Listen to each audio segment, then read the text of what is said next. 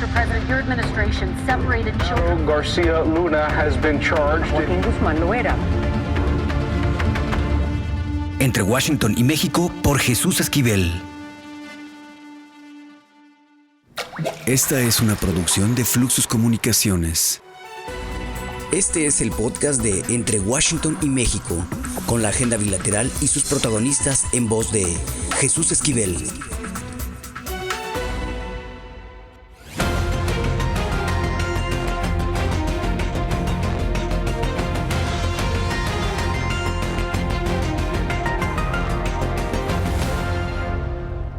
¿Qué óboles? Bienvenidos a Entre Washington y México, y disculpen esta prórroga que les dimos 2 semanas. Andábamos ocupados haciendo otra cosa en la bella Ciudad de México, pero vamos a retomar el hilo de la actualidad y le agradezco mucho a Ken Smith, ex negociador del TEMEC y socio de AGOM, un experto en materia comercial, para que justamente nos explique qué significan los aranceles para una economía como la de México y esta decisión del presidente estadounidense Donald Trump de continuar con esta guerra arancelaria y comercial con el mundo. Ken, muchísimas gracias de estar nuevamente aquí con nosotros en Entre Washington y México. Muchísimas gracias, Jesús. Me da un enorme gusto estar contigo.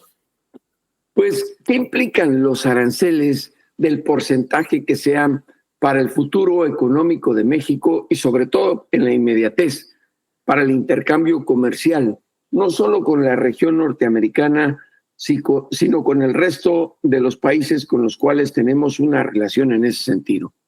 Sí, muchísimas gracias, Jesús. Pues mira, básicamente los aranceles son impuestos que tienen que pagar los productos de exportación al llegar a la frontera, a las aduanas del país destino. En pocas palabras, si tú tienes un producto que vale 100 pesos, llegas a frontera y tienes que pagar un arancel de 15%, quien lo importe tiene que pagar ese 15% adicional, es decir, serían los 15 pesos adicionales para poder ingresar ese producto a ese país y venderlo, ponerlo a la venta. En realidad, como funcionan los aranceles, esto viene siendo un impuesto al consumo de los países importadores, es decir, quienes pagan ese arancel no son los países que exportan. Si México exporta un vehículo a Estados Unidos y tiene que pagar ese producto arancel, son los importadores en Estados Unidos que pagan el arancel, es decir, el impuesto adicional, el costo adicional para ingresar ese producto a Estados Unidos. Y los importadores, que pueden ser concesionarias, pueden ser empresas, cuando pagan ese arancel adicional, deciden si ellos mismos de alguna manera aguantan ese golpe del arancel y no le suben los precios al consumidor, o si le trasladan ese costo adicional generado por los aranceles al consumidor final. Entonces, como lo veas, es un impuesto que le pega al consumo en Estados Unidos, le pega a quien importa el producto, ya sea que sea un intermediario en Estados Unidos que se lo va a vender al consumidor final, o al consumidor final que está recibiendo ese producto en su casa. Entonces, la gran ventaja que tenemos en el Telecan y después, desde hace 5 años, en el TEMEC, es que México y Canadá son los únicos países en el mundo, esto es antes de que entrara Donald Trump al poder, que tenían acceso irrestricto, sin aranceles en ningún producto, al ingresar sus productos a Estados Unidos. Y esa es una gran ventaja porque te da mayor competitividad. Es decir, los exportadores mexicanos que exporten a Estados Unidos están en mejores situaciones competitivas con respecto a países como China o los países de la Unión Europea cuando exportan a Estados Unidos, y ellos sí tienen que pagar aranceles. Ahora, Ken, la economía mexicana tiene la resiliencia para adaptarse ante esta situación que de alguna forma puede considerarse perturbadora por parte de Estados Unidos en estas acciones unilaterales de Trump? Sí, mira, Estados Unidos ha tomado bajo el presidente Trump en su segundo mandato una postura muy agresiva en materia de política comercial hacia todos los países, incluido México y Canadá. Pero hay que recordar que por presiones internas en Estados Unidos, es decir, las empresas que importan productos mexicanos y que exportan muchísimos productos a México, somos el principal destino de los principales productos de exportación agrícola de Estados Unidos, cabildearon fuerte al presidente Trump en marzo y en abril para que hubiera ciertas exclusiones, cierto trato preferencial a México y a Canadá con respecto al resto del mundo, con estos aranceles que impuso. Por ejemplo, en las exportaciones de México a Estados Unidos, en general, se establece un arancel de 25%, que viola el tratado, por cierto, cualquier incremento arancelario es violatorio, pero Estados Unidos va a excluir del arancel a todos los productos de exportación de México que cumplan con la regla de origen del TEMEC. Es decir, si se demuestra que son productos de la región TEMEC, en ese sentido no pagan aranceles. Y Estados Unidos no le dio esa ventaja a otros países con los que tiene tratados, a Corea, a Perú, a Colombia, etcétera. Entonces, de alguna manera se reduce un poco el impacto. Ya el secretario Ebrard había dicho en meses pasados que estamos en una posición de menor desventaja comparativa, por así ponerlo, pero la realidad es que sí nos pega, porque más o menos el 50-60% de lo que exportamos a Estados Unidos cumple con la regla de origen del TEMEC, es decir, con el nivel mínimo de contenido regional para obtener el arancel cero. Pero todo el resto, o sea, más de 40-45% de lo que exportamos, está entrando a Estados Unidos sin cumplir con la regla de origen del TEMEC. Antes de que entrara Trump al poder, ese arancel que le cobraba a Estados Unidos a lo que no fuera del TEMEC, en promedio era menor al 3%. Pero de la noche a la mañana, con las órdenes ejecutivas que aprobó en marzo y en abril, ese arancel para lo que no cumpla con TEMEC se fue al 25%. Entonces sí genera presión para muchos exportadores en México que no están cumpliendo con la regla del TEMEC. Por eso el objetivo del gobierno de México debe ser en todo momento eliminar por completo los aranceles y que haya una exclusión para todos los productos que cumplan con la regla del TEMEC. Ahora, entiendo que aunque hay posibilidades de darle la vuelta a esto, creo que es necesario también que la gente entienda las posibilidades negativas que hay. ¿Cuál sería el peor escenario en todo esto a futuro, Ken? Sobre todo tomando en cuenta que acaba de concluir el segundo trimestre de 2025, pero se vienen cambios importantes en materia macroeconómica en Estados Unidos, la posibilidad de una reducción o aumento a las tasas de interés. ¿Cuál sería el peor escenario para la economía mexicana? Mira, todo parece indicar que Estados Unidos, inclusive cuando negocia con otros países o regiones, con la Unión Europea, con China, Japón, Vietnam, independientemente de que trate de llegar a acuerdos, quiere mantener un arancel base. Es decir, una posición casi religiosa del presidente Trump es que necesita mantener aranceles. Lo ve como un instrumento para su desarrollo industrial. Entonces, ¿qué es lo que eso puede significar? Puede significar que en esta negociación con México, independientemente de que se reduzcan los aranceles, probablemente no se eliminen por completo. Y eso es un problema porque, como tú sabes, en 6 meses vamos a tener la revisión del TEMEC, la revisión de los 6 años, donde la idea es hacer recomendaciones para mejorar la implementación del tratado, pero Estados Unidos está buscando probablemente renegociar. Ya señaló el secretario de Comercio Lutnick que va a buscar renegociar el acuerdo. Entonces, un escenario negativo sería que no nos quite Estados Unidos los aranceles que ya tenemos encima, que imponga aranceles adicionales. Hay que recordar que hay 7 sectores muy importantes para la economía mexicana donde Estados Unidos está llevando a cabo investigaciones por seguridad nacional, que es camiones pesados, semiconductores, minerales, cobre, productos aeroespaciales. Entonces, el peor escenario sería que no nos quitara los aranceles, pero que sí llegara a acuerdos con otras regiones, como lo está empezando a hacer con Unión Europea, Japón, China, etcétera, y que en ciertos productos queden mejor, queden en una ventaja arancelaria los demás países con respecto a México. Ese sería, diría yo, el peor escenario. No es necesariamente un escenario permanente, pero yo sí creo que por lo menos en la duración de la presidencia de Trump hasta finales del 2028, principios del 2029, va a insistir en mantener algún tipo de arancel. La clave para que el daño se reduzca en términos del daño a la economía mexicana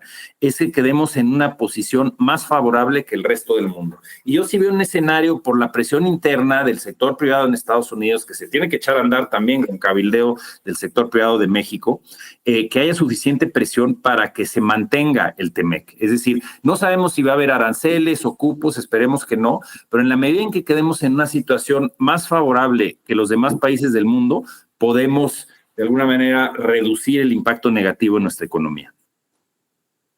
Ahora, Ken, hay datos que surgieron hace unos días que para la gente común pudiera ser una confusión, sobre todo la expansión del PIB en Estados Unidos, que creció 3% durante el segundo trimestre de este año respecto a la contracción de 0.5% en el primero. El Departamento de Comercio indica que esto es por el aumento en el consumo interno. Pareciera que esta guerra comercial de Trump todavía no pega en Estados Unidos. ¿O qué está ocurriendo? Mira, el impacto de los aranceles se va a ir dando gradualmente. Lo que vimos inicialmente en los primeros meses de la aplicación de los aranceles es que los importadores en Estados Unidos estaban aguantando el golpe arancelario, es decir, no trasladándole directamente en todos los productos el sobreprecio a los consumidores para tratar de que no cayera su consumo y no tuvieran mayores pérdidas. Pero esto tampoco es sostenible a largo plazo. Ya empezamos a ver en temas inflacionarios en Estados Unidos el incremento en los precios de los alimentos. Como tú sabes, por ejemplo, México es el principal proveedor de productos frescos, frutas y hortalizas de Estados Unidos, sobre todo que requiere Estados Unidos en el invierno, donde no pueden para nada por el clima allá satisfacer sus necesidades de consumo y requieren estos productos mexicanos. Entonces, este arancel al 17% del tomate por la cancelación del acuerdo de suspensión, posibles aranceles en productos frescos mexicanos, etcétera. Todo esto sí acaba teniendo un efecto sobre el consumidor por el factor inflacionario. No se está reflejando en este momento, pero es muy probable que en muchos productos, sobre todo productos de consumo, electrónicos, electrodomésticos, etcétera, producto textil, sí empiece a haber ese impacto, y ahí es donde vamos a empezar a ver, creo yo, mayor presión de grupos de consumidores y empresas en Estados Unidos que van a señalar que se está perdiendo competitividad y que al final del día esto puede tener un impacto en el crecimiento económico de Estados Unidos. Esto sin contar todavía la materialización de los aranceles al acero y al aluminio, ¿correcto? Así es, porque el gravísimo problema de los aranceles de acero y aluminio es que, por supuesto, afectan esos productos específicos, lámina de acero, varilla, extrusiones de aluminio, etcétera, pero además el acero y el aluminio tienen un impacto directo en los costos de producción de todos los productos de manufactura y de la construcción. Entonces, estás teniendo un efecto dominó donde por el incremento de los aranceles de acero y aluminio, pues vas a causar incrementos en los productos que lo utilizan, desde refrigeradores, tostadores, lavadoras, obviamente el sector automotriz y aeroespacial, las turbinas, hélices de helicópteros, en fin. Hay una lista interminable de productos que utilizan acero y aluminio, y si sigues manteniendo estos aranceles disque por seguridad nacional, vas a acabar obviamente dañando a los exportadores de esos productos de otros países, pero a tu propia producción y competitividad manufacturera y de la industria de construcción en Estados Unidos. Ahora, sé que no tienes una bola de cristal, pero eres un experto en materia macroeconómica y comercial. ¿Qué tanto beneficiaría para contrarrestar el efecto de los aranceles el que la Reserva Federal, el Comité de Mercado Abierto de los Estados Unidos, determine un recorte a las tasas de interés, y de qué nivel sería lo más conveniente? Sí, mira, el nivel dependerá en el momento en que consideren que hay con las condiciones para incrementar, más bien para reducir las tasas de interés, pero una complicación que tiene en este momento la Reserva Federal en Estados Unidos es que se está dando en diversos sectores un, impacto inflacionario que sí genera dificultad para que en este momento la Reserva Federal considere que es el momento apropiado para dar un nuevo recorte a las tasas. Como tú sabes, esto ha causado furor en la Casa Blanca, inclusive declaraciones directas en contra del presidente del Federal Reserve por parte del presidente Trump. todo esto, de alguna manera, por supuesto, si se reducen las tasas de interés en Estados Unidos, pues puedes estar de alguna manera dándole un impulso a la economía y podrías aminorar el efecto en esta reducción del consumo y de alguna manera darle un impulso al crecimiento económico. Pero tienen que ser muy cuidadosos porque si los aranceles tienen como efecto incrementar los precios en los bienes de consumo, en los bienes alimenticios y generar inflación, ahí es donde tienes una camisa de fuerza que te va a impedir hacer recortes importantes a las tasas. Ahora, alternativamente, ¿cuáles son las vías que tendría México más allá del TEMEC? Es decir, relación con qué países en materia de comercio, dentro del mismo hemisferio, mirando hacia Asia, mirando a Europa, porque pareciera que estamos encajonados y nuestro destino es seguir teniendo una relación comercial con Estados Unidos, por lo menos durante los 3 años siguientes, que es lo que le falta un poco más incluso a Trump de permanecer en la Casa Blanca. Sí, inclusive yo te diría que pase lo que pase, Estados Unidos va a seguir siendo nuestro principal socio comercial, nuestra principal fuente de inversión extranjera, pero sí es muy importante buscar cómo adaptarnos a este cambio de circunstancias. Ya no está garantizado el libre comercio con nuestro principal socio, ya no tienes en este momento por lo menos la garantía de que vas a tener un esquema totalmente libre para comerciar con tu principal socio y es el momento de entrada, por ejemplo, para meter el acelerador en la diversificación.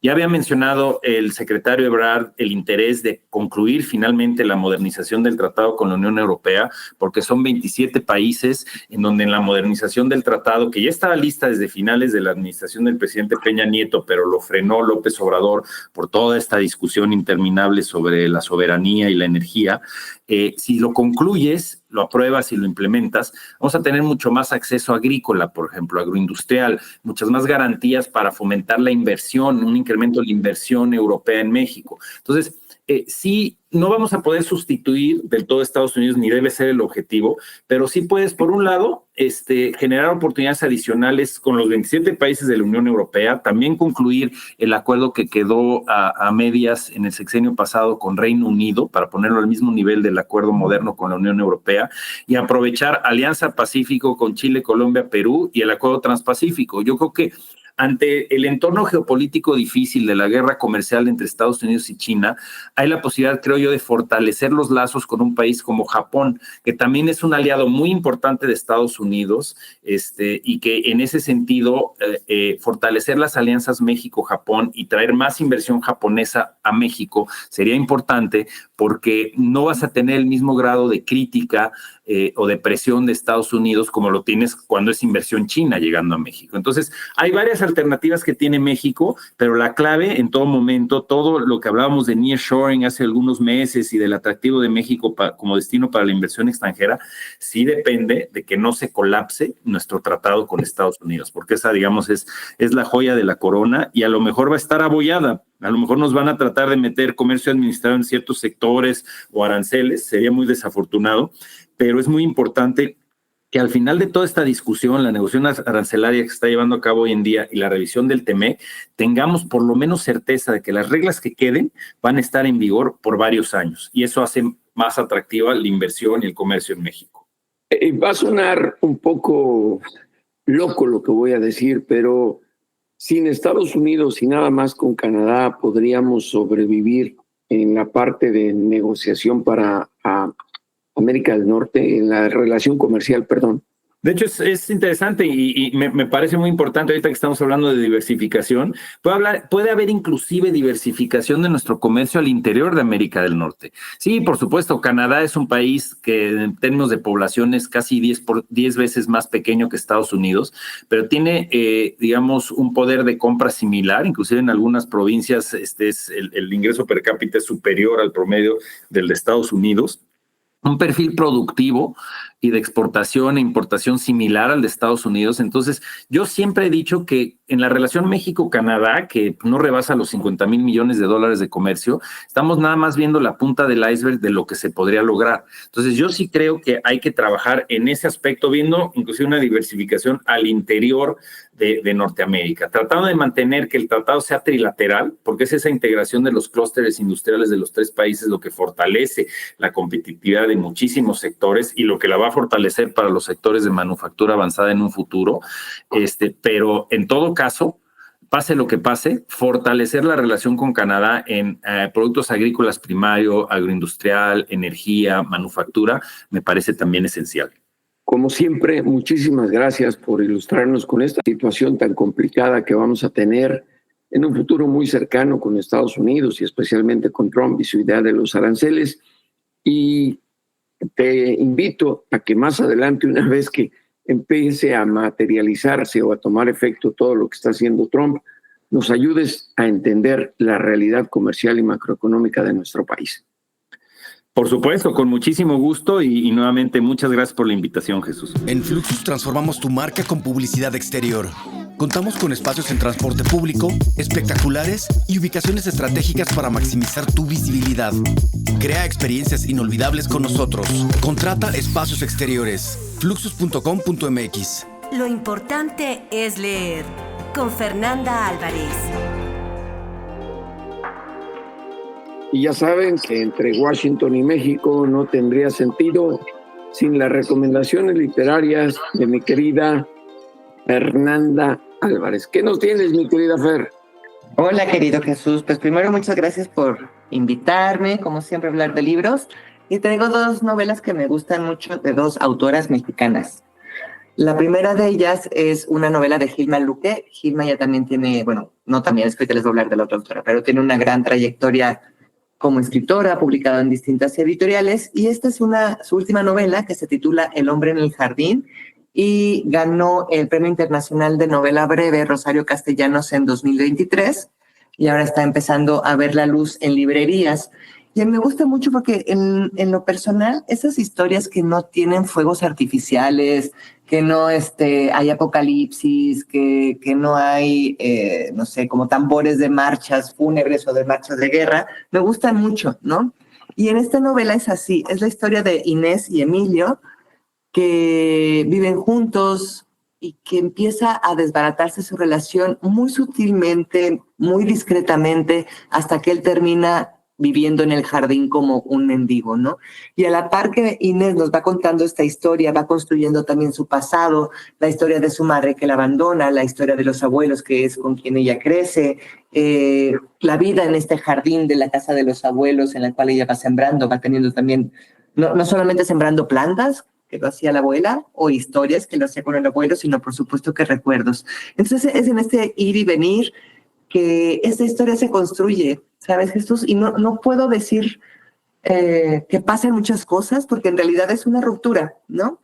Y en esa ruptura hay mucho simbolismo, no solo de una pareja, sino también del pasado, de la historia, hasta de la ciudad, ¿no? Físicamente hay una ruptura también de la ciudad porque se empiezan a demoler edificios. Entonces, por eso me gusta mucho esa historia, además de que está muy bien contada, es muy contenida, por supuesto, ¿no? En las emociones, pues simplemente uno puede también espejearse en momentos muy sutiles, tanto para memorias o rupturas o duelos, ¿no? Que todos hemos vivido. Por eso las lecturas a veces se acoplan a los aconteceres que padecemos y creo que eso las hace, además de importantes para la literatura, como que se acoplan a nuestra cotidianeidad, ¿no es cierto?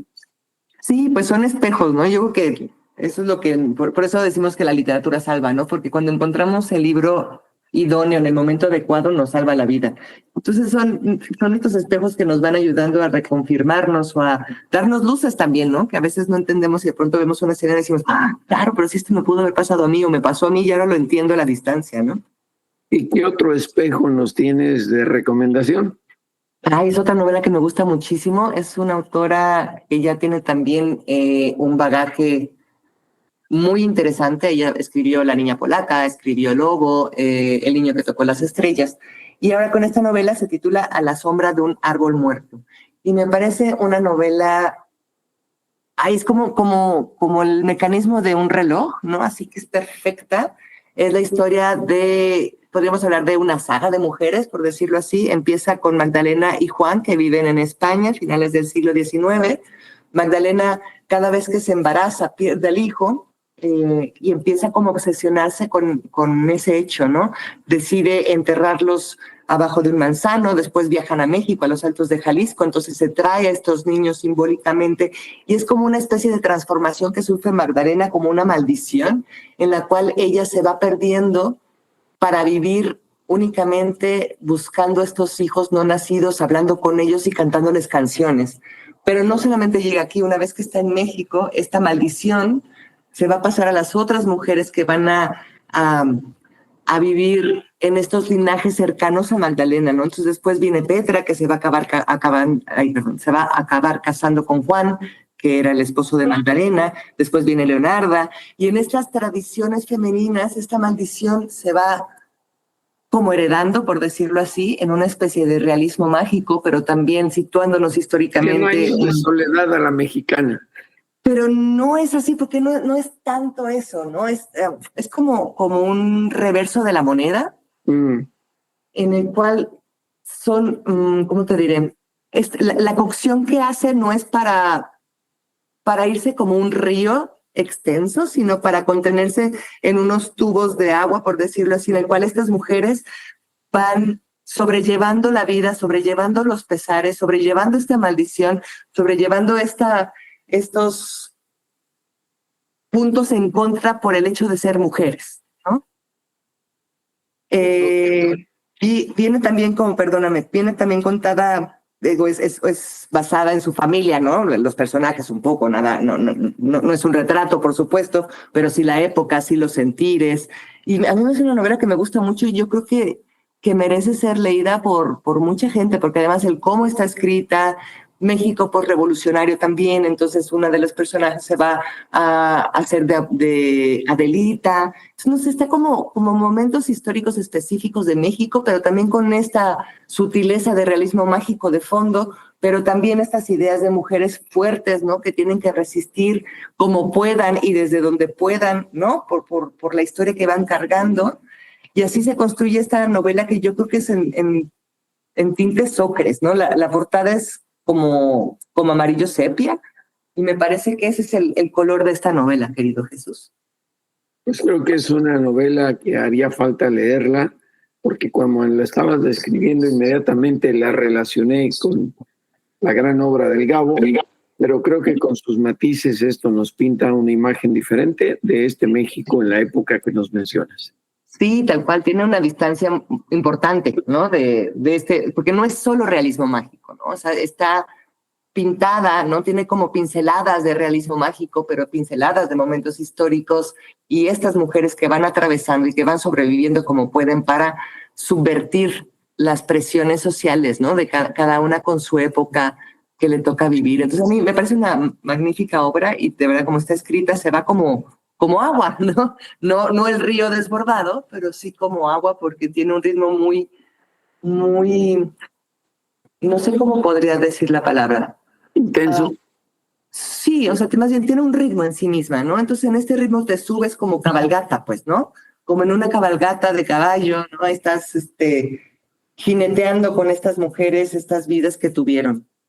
Pues agarremos nuestra montura y ya saben, cada semana hay que cabalgar con Fernanda Álvarez, porque lo más importante es leer aquí en Entre Washington y México. Muchas gracias, mi querida Fer. Muchas gracias a ti, Jesús. Cuídate esa garganta, por favor. Besos. Beso. En Mint by Fluxus producimos publicidad en video para redes sociales. Contenido fresco, eficiente y con una alta calidad, desarrollada 100% con nativos digitales. Impulsa tu marca. Visítanos en fluxus.com.mx.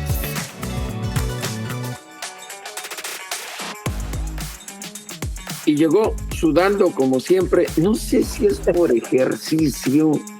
Simplemente padece una enfermedad crónica. Trae enredado una toalla en el cuello. Viene de short, tenis de marca, porque eso sí, los Faro no los usa, que son mexicanos. Quiere apantallar, pero aquí está deporteando con mi George, porque Jorge Sánchez es esencial para Entre Washington y México.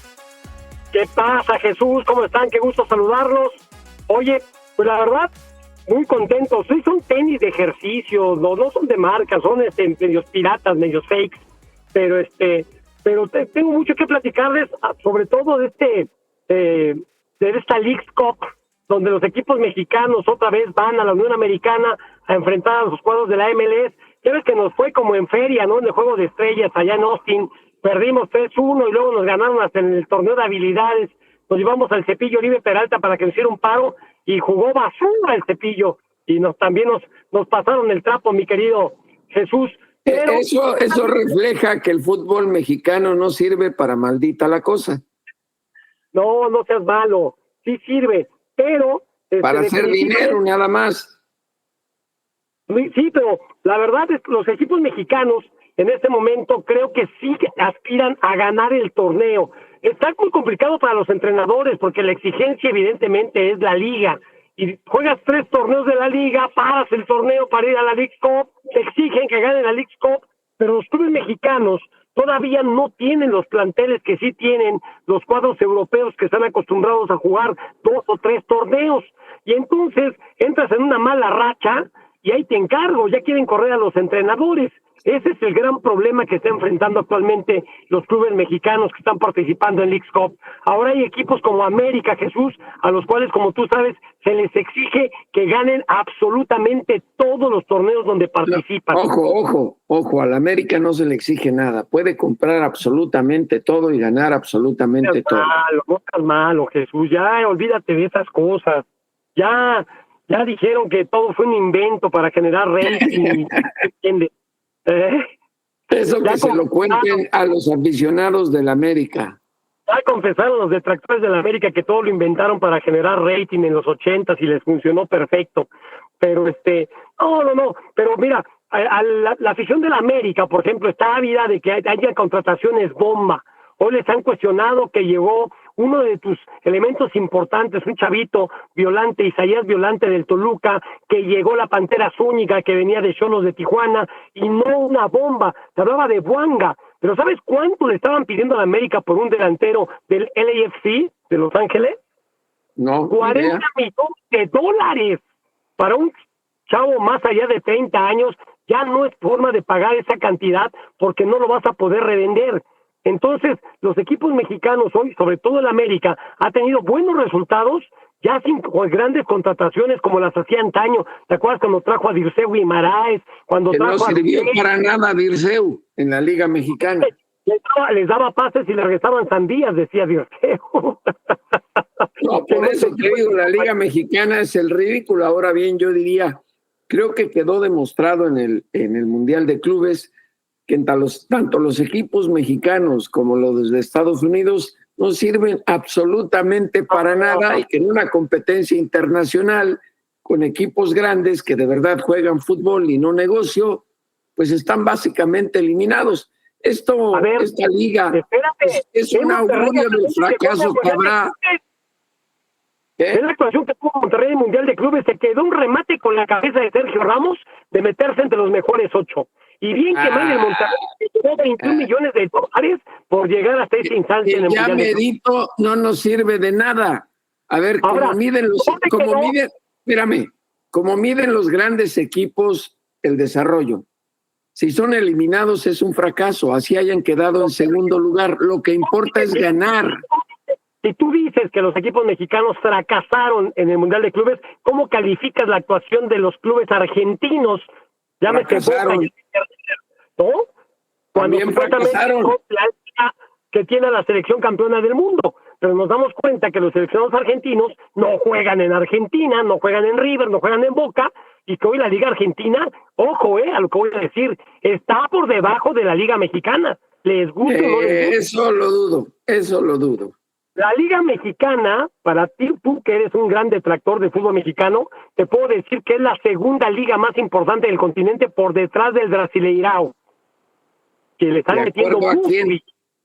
De acuerdo a tu servilleta. Jorge Sánchez, Deporteando con mi George, sigue cargando tu toalla, tus tenis fakes, tu short, Y la bandera mexicana, que esa sí hay que defenderla con honor, pero no un fútbol corrupto. Y mi bebida hidratante. Pero no defiendas a un fútbol corrupto que no sirve para nada. Creo que lo que pasó en el Mundial de Clubes es un augurio de lo que pasará con Estados Unidos y México en el próximo Mundial. Y se siguen reforzando los equipos. Thomas Müller va a jugar en Canadá, con Vancouver. ¿Cuántos años tiene? ¿50 o 100? Va a hacer goles, acuérdate de mí, va a hacer muchos goles Thomas Müller. En un equipo de ciegos, el tuerto siempre es rey. Ya lo saben, Jorge Sánchez cada semana en Entre Washington y México. Un abrazo, Jorge.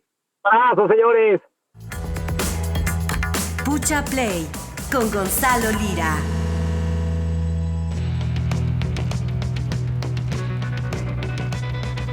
Ya llegó Pucha Play con mi querido Gonzalo Lira Galván. ¿Qué nos tienes, Gonzalo, para este episodio de este podcast?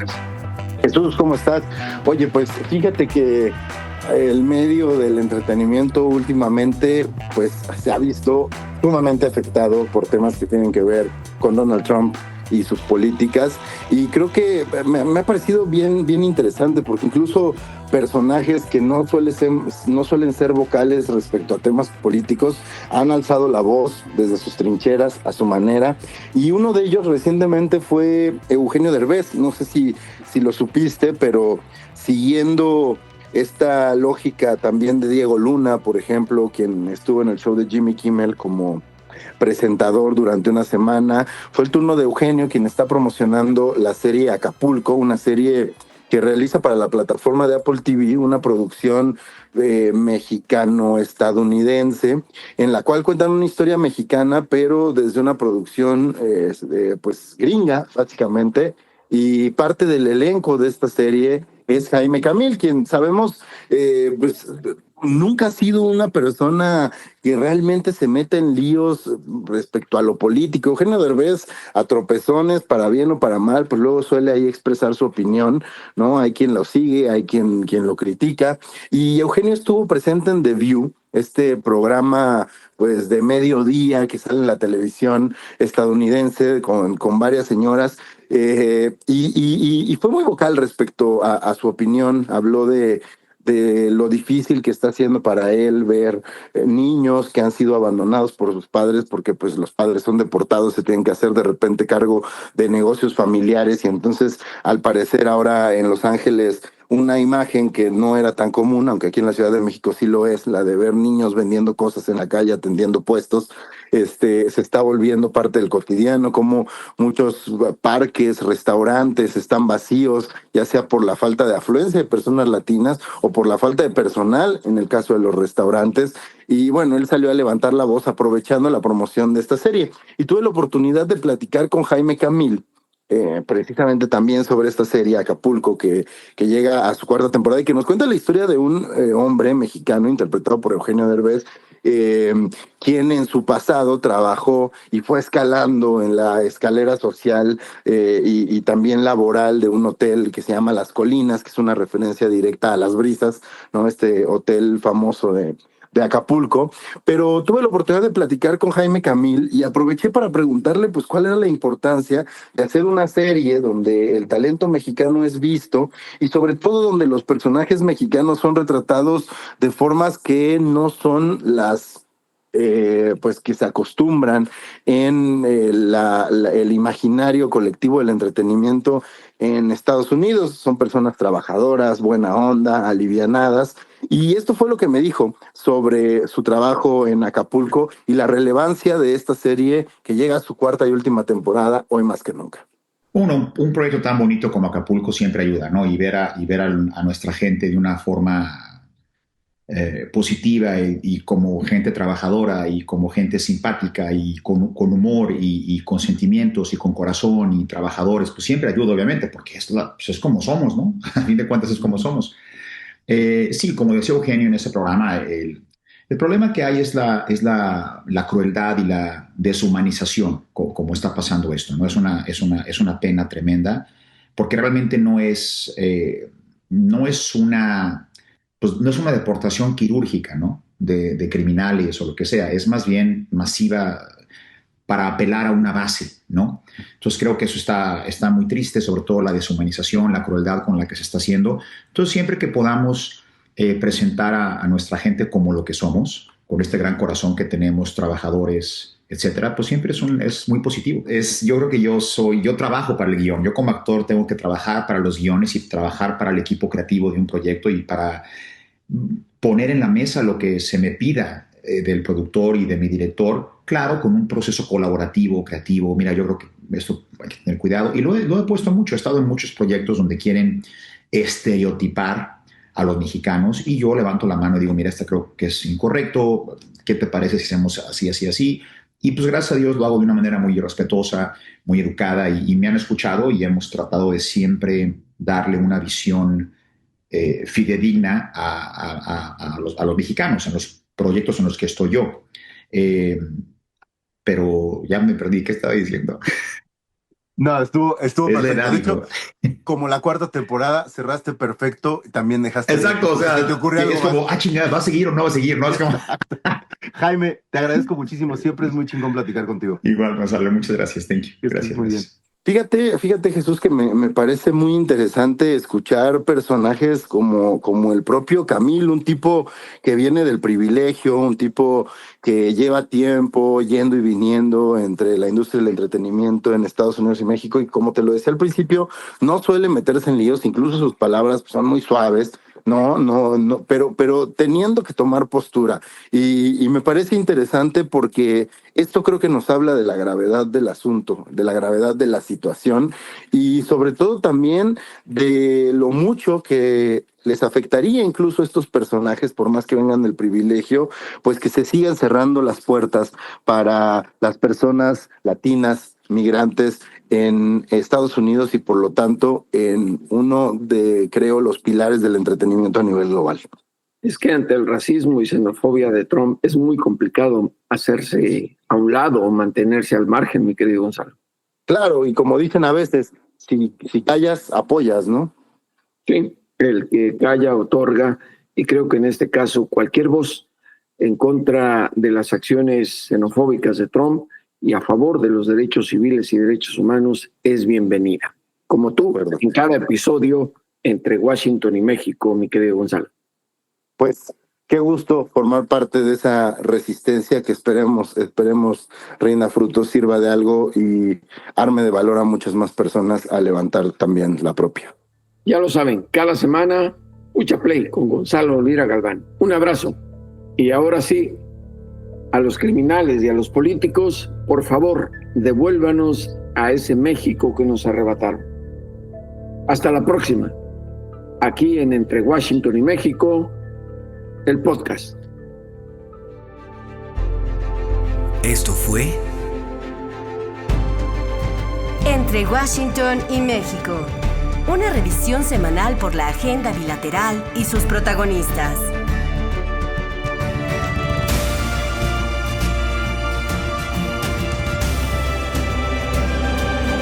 Entre Washington y México. Esta es una producción de Fluxus Comunicaciones.